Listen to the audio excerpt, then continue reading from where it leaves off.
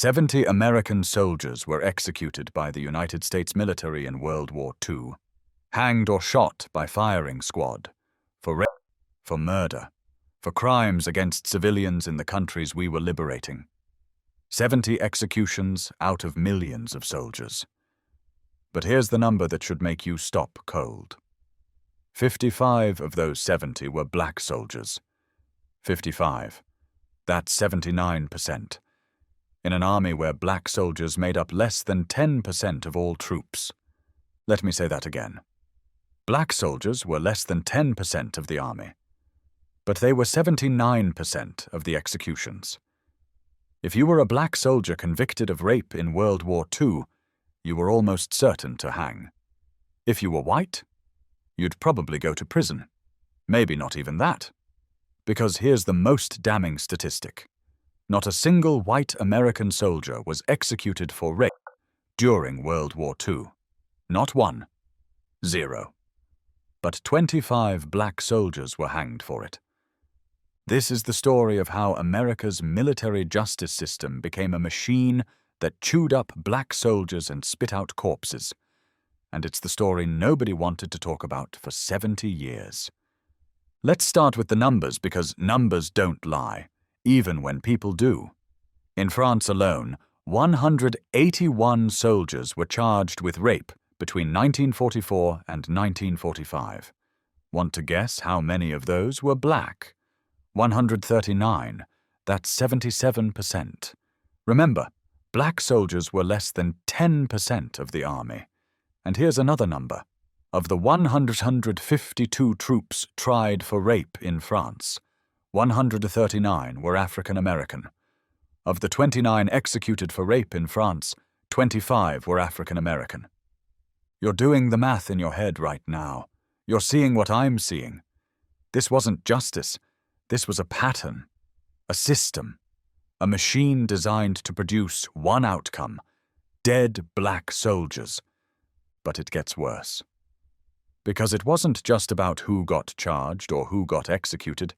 It was about how flimsy the evidence was, how rushed the trials were, how defense attorneys were given days to prepare capital cases, how all-white court-martial boards decided the fates of black soldiers, how white soldiers who committed the same crimes walked free while black soldiers were measured for nooses. Take one case from France.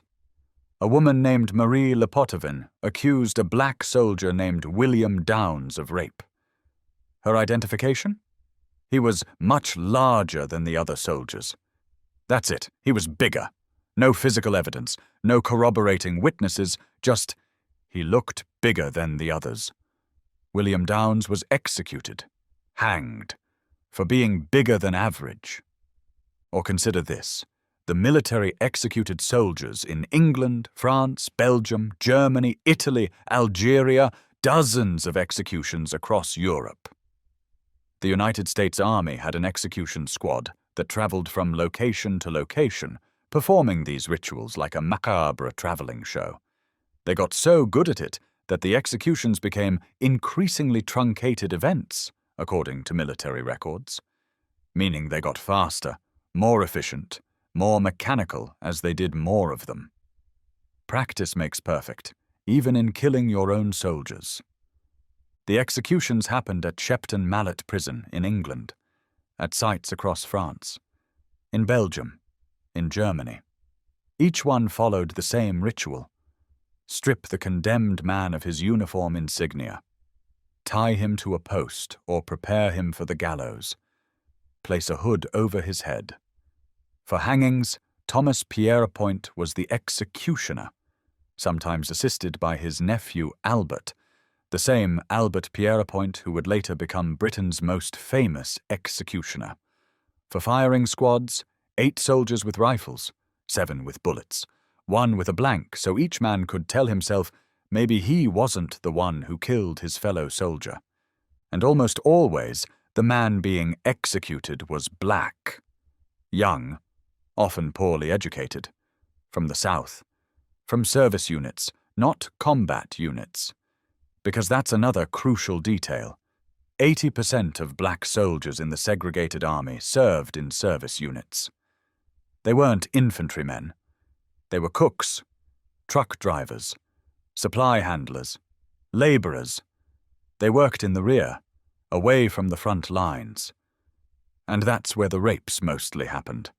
Not at the front where white soldiers were fighting, but in the rear areas where black soldiers were working. White officers saw this pattern and used it to justify the executions. Service troops have more opportunity to commit rape, they said. They're not busy fighting, so they get into trouble. What they didn't say was that white soldiers at the front committed rapes too. Lots of them. Hundreds, probably thousands.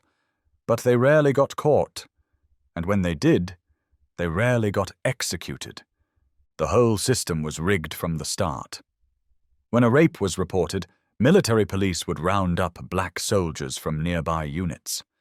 Line up identifications where traumatized women tried to pick out their attackers from a group of black men who probably all looked the same to them in the dark, in the chaos, in the terror of the assault. Defense attorneys with no experience in capital cases. Trials that lasted a day or two at most. Court-martial boards composed entirely of white officers. Sentencing that happened immediately. Appeals that were perfunctory at best. And then, execution. General George Patton issued a memo in August 1944. I am gravely concerned with the increasing number of crimes of violence against French civilians, which are being committed within the army, particularly by service troops. Service troops. He didn't say black service troops, but everyone knew what he meant. The signal was sent. The military justice system responded. Arrest more black soldiers. Court-martial them faster. Execute them to send a message? And the execution sent a message all right. But not the one Patton intended. The message was, if you're black, you're expendable. Your life is worth less. The same uniform doesn't protect you. The same flag doesn't shelter you. You can fight for America, but America won't fight for you. In fact, America might kill you. Compare this to how the military handled crimes by white soldiers. Rape by white soldiers in France? Often not prosecuted at all.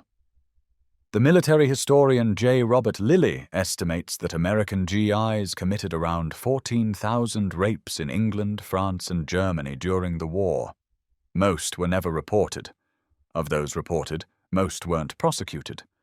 Of those prosecuted, most resulted in prison sentences. Not execution, unless the rapist was black. Then he hung. Or consider rape of German women after Germany's defeat in 1945. Lilly estimates 11,000 rapes of German women by American soldiers. How many executions for raping German women? Far fewer than for raping French or English women. Why? Because German women were the enemy. Their testimony was suspect. Their virtue didn't need defending the same way Allied women's did. And conveniently, this meant white soldiers who raped German women were less likely to face the death penalty. But black soldiers, they were still executed at disproportionate rates. The racial bias wasn't subtle. It was glaring, systematic, intentional. A 1945 military study noted that black soldiers represented 50% of soldiers executed for murder, 83% for rape, and 25% for murder-rape. Remember, they were less than 10% of the army. The disparity was so obvious that even military officials noticed it. Some argued it was because black soldiers had more opportunity to commit crimes. Others suggested black soldiers were inherently more criminal. The racism was right there in official reports. But here's what really makes this an injustice. Some of these men were probably innocent. With rushed trials, inadequate defense, circumstantial evidence, and all-white juries desperate to make examples, how many innocent black soldiers were executed? We'll never know. But we know the system was designed to convict, not to find truth. We know defense attorneys were given days to prepare capital cases. We know evidence standards were loose. We know racial bias infected every level of military justice. So yes, innocent men died, probably many of them. Take Alex Miranda. He was executed by firing squad at Shepton Mallet on May 30th, 1944. 20 years old, from Santa Ana, California, convicted of murdering his sergeant, Thomas Everson. Miranda shot Everson, yes, but he was intoxicated. He and Everson had been drinking and arguing. The shooting happened after an escalating confrontation. If Miranda and Everson had been of equal rank, Miranda would have gotten prison time at most. But Everson was a sergeant, Miranda was a private, and Miranda was executed. His family later filed a request for the Army to overturn his murder conviction and instead find him guilty of manslaughter. The Army refused. Miranda's remains stayed in Plot E of Oisy-Aisne American Cemetery in France until 1990, when they were finally exhumed and returned to the United States. 46 years after his execution. Plot E. Let's talk about Plot E. It's a hidden section of the cemetery in France where the executed soldiers were buried. Hidden behind shrubs. Grave markers with numbers, not names. The military didn't want anyone to know these men existed. They were shameful, disgraceful, erased from history. 96 American soldiers buried there. 95 executed for rape or murder. 1, Eddie Slovic, executed for desertion. And most of them black. In 1949, the military reburied all these executed soldiers in Plot E, concentrating them in one location hidden from public view. They didn't tell families where their sons were buried. They didn't put names on the graves, just numbers, the ultimate disrespect. These men fought for America, wore the uniform, and America buried them in unmarked graves hidden in the woods, because they were considered too shameful to be remembered. For decades, nobody talked about this. The military kept the execution records classified or buried in archives. Families didn't speak about it because of the shame.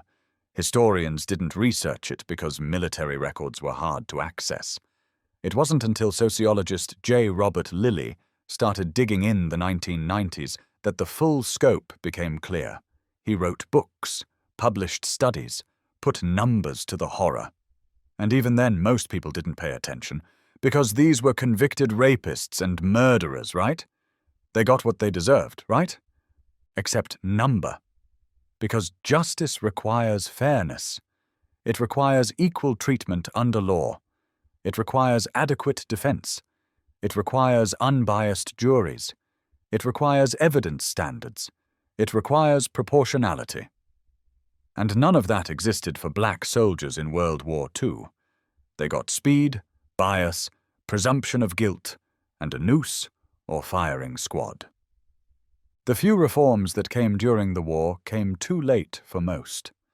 After the Battle of the Bulge in late 1944, black soldiers who had only served in service units were finally allowed into combat. They fought bravely, distinguished themselves, earned respect even from Southern white officers. Their courage influenced President Truman's 1948 decision to desegregate the military. Progress, yes, but too late for the 55 black soldiers already executed. Some reforms to military justice also began in late 1944. Black officers would be appointed to courts-martial where black soldiers were being tried. Defense attorneys would be better trained. Better, not good, not fair. Just better than the rush job kangaroo courts of 1943 to 1944. But again, too late for most of the executed. 70 American soldiers executed in World War II. 55 black, 15 white. That's the stark mathematics of military injustice. But behind the numbers are names. William Downes, Alex Miranda, Elijah Brinson, Willie Smith, Madison Thomas, Ernest Lee Clark, Augustine Guerra, dozens more.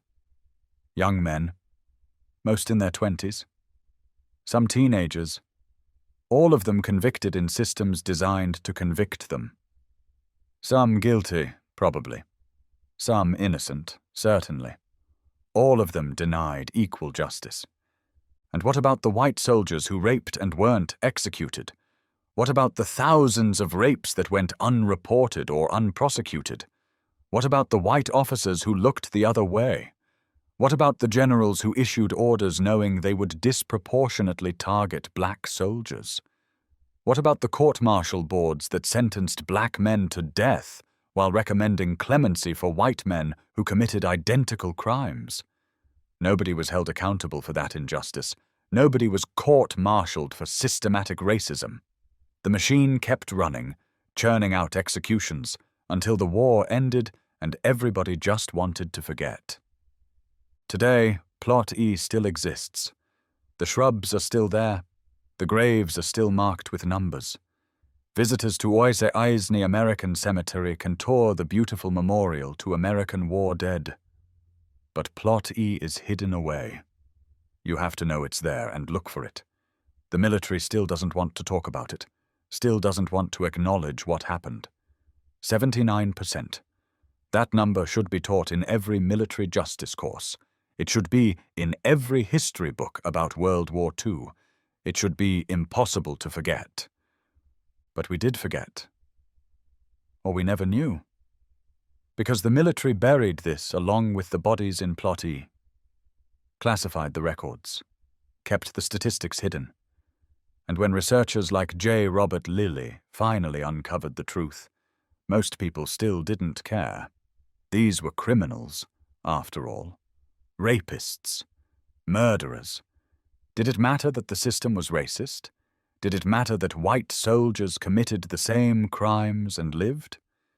Did it matter that trials were unfair, evidence was thin, defenses were inadequate? Yes, it mattered. It still matters. Because justice delayed is justice denied. And justice that depends on your skin color isn't justice at all.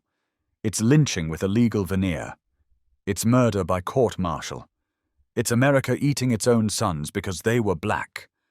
70 executions, 55 black soldiers, 25 executed for rape. 0 white soldiers executed for rape. Those numbers tell the whole story. They tell you everything you need to know about military justice in World War II. They tell you that America sent black men to fight for freedom and then executed them at rates 10 times higher than their representation in the army. They tell you that the uniform didn't protect them, that fighting for America didn't save them, that justice was a word that didn't apply to black soldiers in 1944. Remember the numbers. 79% black, less than 10% of the army. 0 white soldiers executed for rape. Remember Plot E, where they're buried in unmarked graves. Remember that this wasn't an accident or a coincidence. It was systematic, intentional, racist. Remember that some of them were probably innocent. Remember that all of them were denied equal justice. And remember that America has never fully acknowledged this injustice, never apologized, never made it right. 70 American soldiers executed in World War II. 55 were black. That's the story nobody wanted to tell. But it's the story that needs to be remembered. Because injustice that's forgotten is injustice that can happen again. And these men deserve better than unmarked graves and collective amnesia. They deserve to be remembered. They deserve justice even if it's 79 years too late.